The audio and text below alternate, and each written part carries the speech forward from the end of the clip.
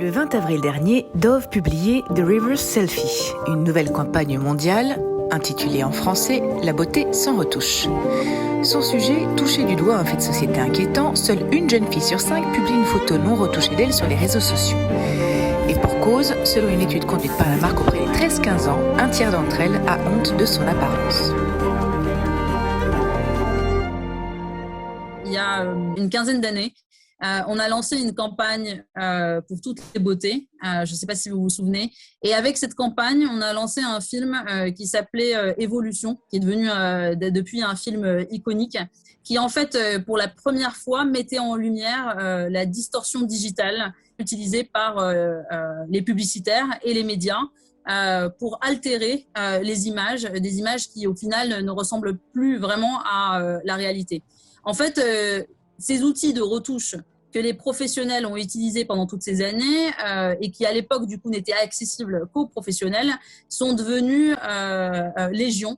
Ils sont devenus extrêmement accessibles et facilement accessibles, en fait, à tous les jeunes.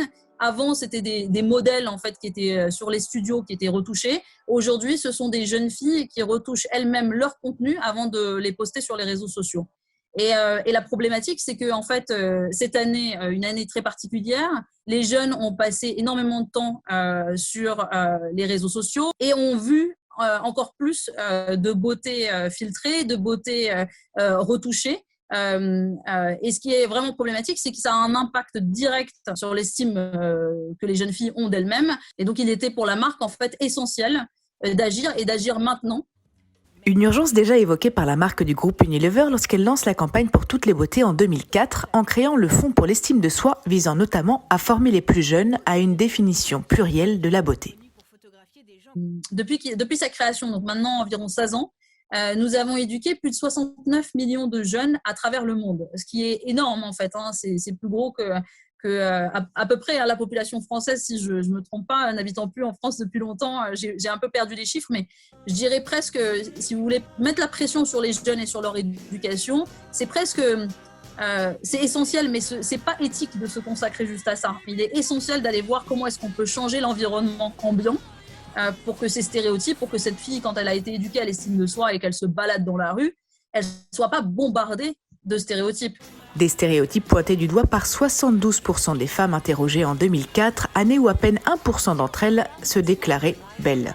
Reste à savoir à quel point ce pourcentage a évolué. Malheureusement, ce pourcentage n'a pas tant évolué que ça, parce que quand on regarde les dernières études, il y a seulement 4% des femmes qui se considèrent comme belles. 9 femmes sur 10 nous disent qu'en fait, elles renoncent à des activités du quotidien, des activités essentielles comme se retrouver entre amis, passer un entretien professionnel, entretenir une relation amoureuse, parce que elles se sentent pas bien dans leur peau, elles n'ont pas confiance en elles, et pour 70% d'entre elles, est complètement liée à la représentation des femmes dans les médias et dans le contenu qu'elles consomment sur les réseaux sociaux.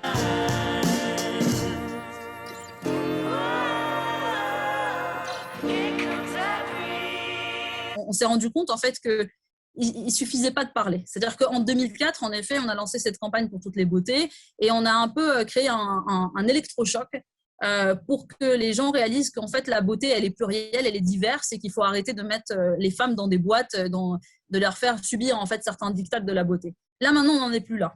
Il est question d'agir et on ne peut pas d'ailleurs agir tout seul en tant que marque. On a besoin de la société civile, de l'industrie de la beauté, que tout le monde se mette à agir pour casser ces stéréotypes de la beauté.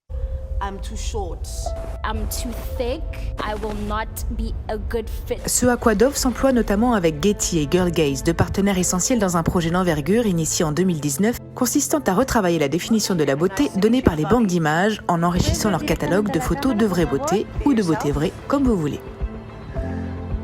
Mais aussi en soutenant le projet du réalisateur Matthew Cherry, primé aux Oscars pour ce superbe court-métrage, racontant l'histoire d'un père afro-américain apprenant à coiffer sa petite fille. Point de départ d'une guerre ouverte contre le Crown Act, une loi américaine permettant la discrimination basée sur le style et la texture des cheveux.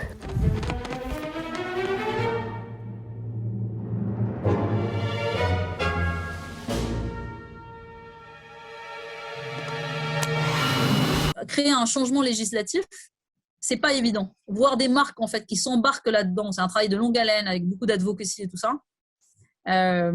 C'est un des moyens pour nous de changer vraiment cet environnement toxique que les filles et les femmes vivent autour d'elles. Ça a été un succès incroyable pour nous parce qu'on a réussi à faire ce changement dans 9 États, dont en fait New York, Californie, New Jersey, qui sont de gros États qui ont en fait fait le changement. Et l'objectif, c'est d'atteindre en fait la totalité des États américains. I knew you could do it. Mais on sait qu'en fait, au final, on est au début du parcours. Ça ne va pas changer du jour au lendemain. C'est un travail de longue haleine. Et le seul moyen d'arriver à un changement systémique et concret sur du long terme, c'est en fait de travailler en groupe. Mais la beauté, c'est un mot digne qui doit rester et qu'on doit réinterpréter.